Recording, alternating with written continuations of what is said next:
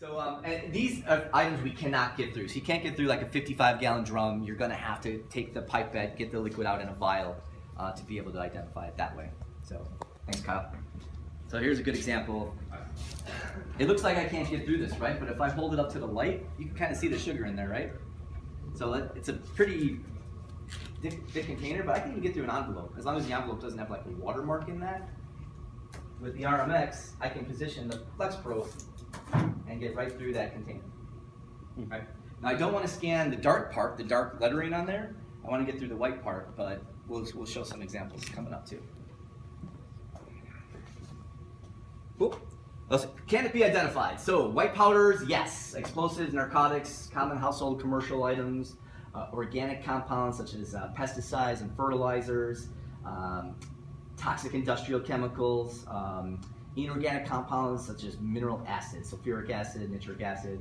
All those things on the left we can identify. On the right are items we cannot identify. So if I have an anthrax or ricin scare that I'm worried about, that's when I want to use a biocheck type first. We cannot identify ricin or anthrax with these devices. Things like the table salt I mentioned earlier, a couple other examples, hydrogen chloride or hydrogen fluoride. Because they have ionic bonds, we cannot actually identify them.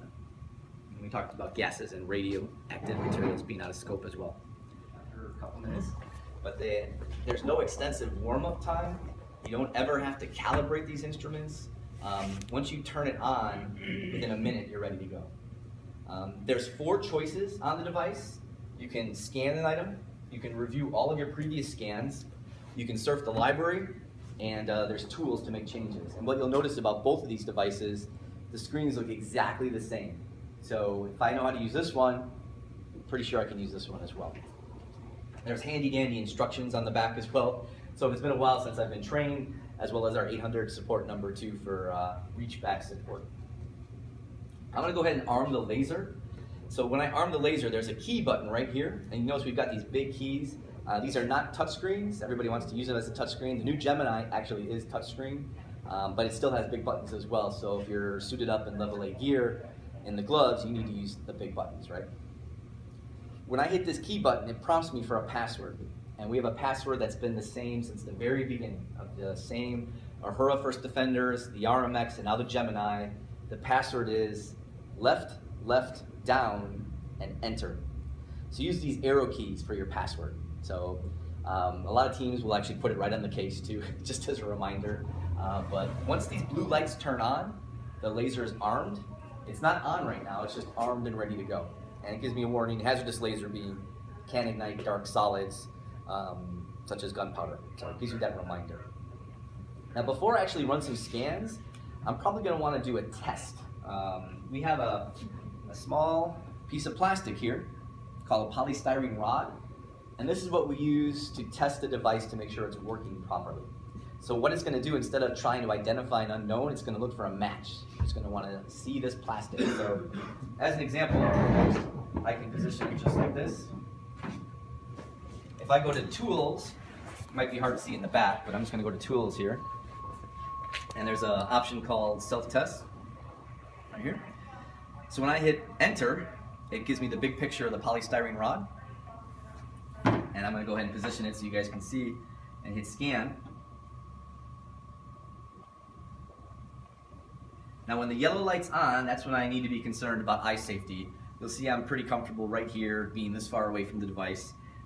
Within seconds, it'll tell me whether or not we've passed. And we should get a green check mark on the screen saying that we've actually positively identified the polystyrene. And we're good to go. Right? So you don't have to do a bump test or anything beforehand, but you do need to run this test just to prep it and get it to go. Yeah, exactly. It's kind of time. like a bump test. Even more importantly, on the FTIR, you have to run a background check between each sample because you need to clean the device and run a background check. Okay. And we'll get to this in a little bit.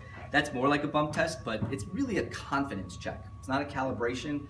It's just saying the device is working. And I would always do it on a real call. If I had a real unknown, I would do my test before my scans and after my scans to bookend them. Because for whatever reason, if you're called to court down the road, you need to testify to this technology. Well, it does 2 things. Number 1, it says the device was working as it should. And number two, it shows you were trained and you knew what you were doing when you ran your test. So I have a liquid in here. I can close it up. Now on my main screen, I can go up to scan and hit enter. This big arrow key is my enter key, my action key. This X key is my escape key to go back in the menu. So if I ever want to get out of what I'm doing, just hit the X key. This big blue button here is my scan key. So if I hit scan, it's going to give me some options. I can actually name a session. So if I'm responding to an incident, I can name it the facility name. If it's at the Walmart, I can call it Walmart, or the date, or the street address, what have you. And then all of my scans will be stored in that session, which makes it easy for export. So you can electronically export all of the data off of here to your computer as well. So what I'm going to do first is I'm going to have you go first. This is your scan key right here. Okay. What's your name? Rob. Rob, good to meet you. What you want to do is hit the top right corner key, and then it's going to give you the option to use the scan delay. You can override it by hitting the left arrow and hitting scan anyway. So hit the left arrow there, and then just hit the scan key again. Perfect, you're trained. So now the yellow light's on, and you saw how fast that was. It took a second to scan it. Now it's comparing it to the database of the 12,000 chemicals, and it's going through millions of permutations of mixtures as well. And within seconds, it'll tell me what that chemical is. You get it? And what color is the screen? Green. So a green screen is a single positive match. It identified one chemical. If it were a mixture, it would be a blue screen. Whenever I see a blue screen, I know I'm looking at multiple substances. It also gives me a lot of information right off the bat. So in addition to acetone, it gives me the category, and it shows me the NFPA 704 right there. And if I wanted to drill down and see more information, if I hit the big enter key there, and I can scroll up to view info, it'll give me all kinds of information about the chemical. So the NIOSH pocket guide is right there electronically, Cameo database. Yeah, it's awesome. You can even surf the library right on the device. So rather than look in the book, you can go right to the chemical name in the library and look up NIOSH. It's got information on, first aid if someone's coming into contact with the chemical, what to do, what gear I should have been wearing before I scanned it. Give you a little help there. All kinds of details. It gives you synonyms of chemical names too. So if I scan, let me give you a good one here. White powder. How often is your database updated? Generally about once a year. When we first came out with the Uhura, there were 200 chemicals in the library, and we're up to 12,000 now. So most of the chemicals you're going to run into out there are pretty much in there, but we do typically come out with a release about once a year. And you do the update through a data card. We give you an SD data card and a card reader. That's also how you move data off of the device as well. Why don't you go ahead and scan this white powder here. So you want to do it in vial mode or point and shoot? You want to do vial? Yep, you just go ahead and swap it out, and then you're good to go. Hit the scan key in the top right there, and then hit it again, and then left arrow to just move to scan anyway. Yeah, just left, and then scan again. Cool. So there's no delay time between samples. You can have like 5 samples just. You can line them up and go.